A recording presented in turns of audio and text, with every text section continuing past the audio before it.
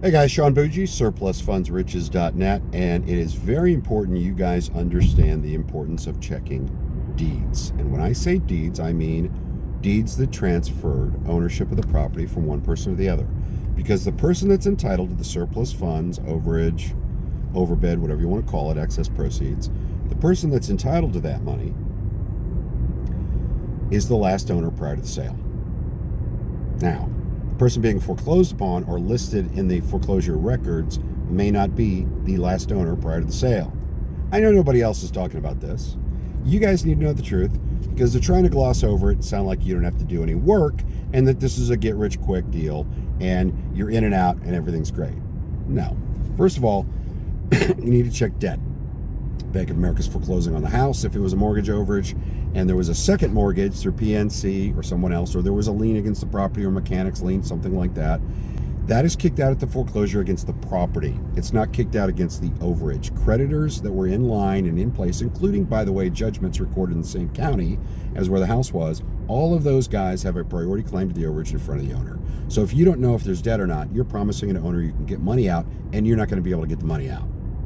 And you're going to get ripped up in the Yelp and everything else, right? Google, anything that gives people the opportunity to rip you up in comments or whatever, you're going to be out of business in no time.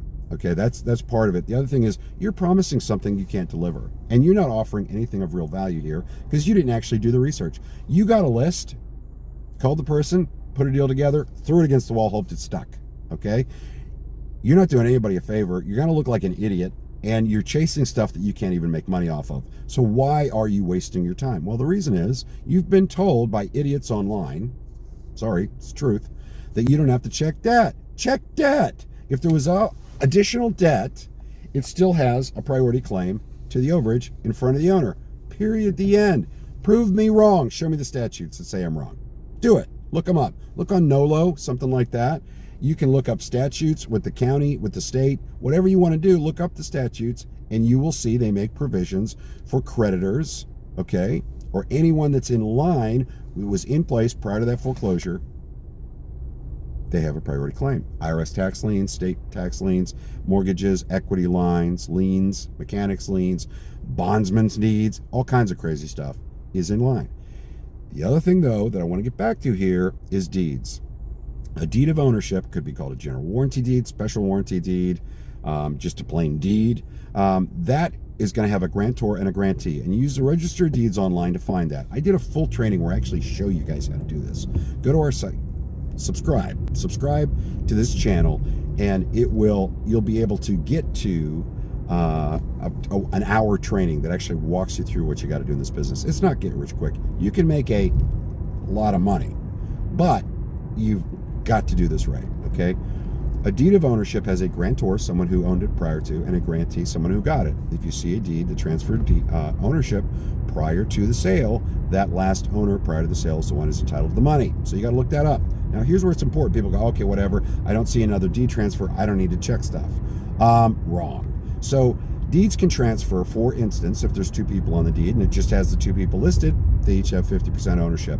However, you can have instances where, for instance, somebody inherited the property.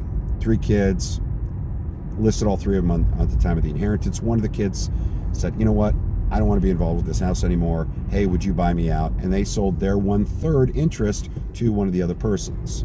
Why is that important? Well, if there's 60 grand in overage, instead of going after 3 people for 20 grand a piece, you're going after one person, okay? One person is getting, there's 60 grand, one person is getting 2/3 of that, 40 grand, and the other person is getting 20. Think that makes a difference on how you structure your deal? Yeah, it does. The other thing is, it could be a quick claim deed where the owner just said, hey, I'm going to quick claim this to this person.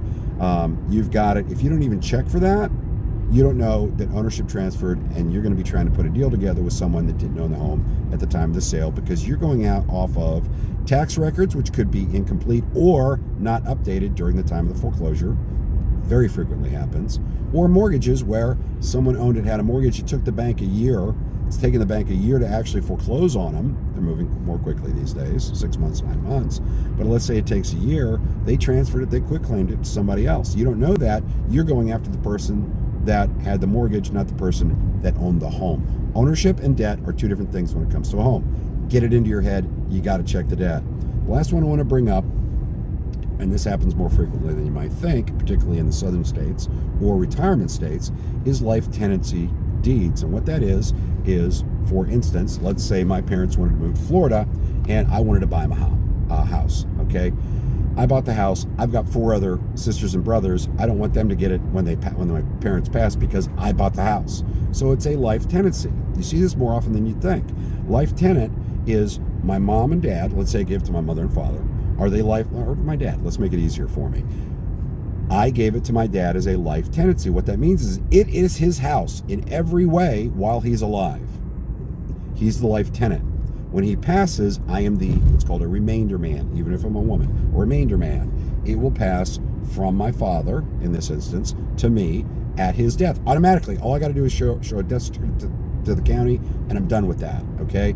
You see that more frequently than you know. Now, if it went into foreclosure and the life tenant was still alive, then you're getting into actuary tables to figure out how much longer would he have lived. This is his portion, crazy stuff. But if he passed, it went to the remainder man, and you didn't look at the deed.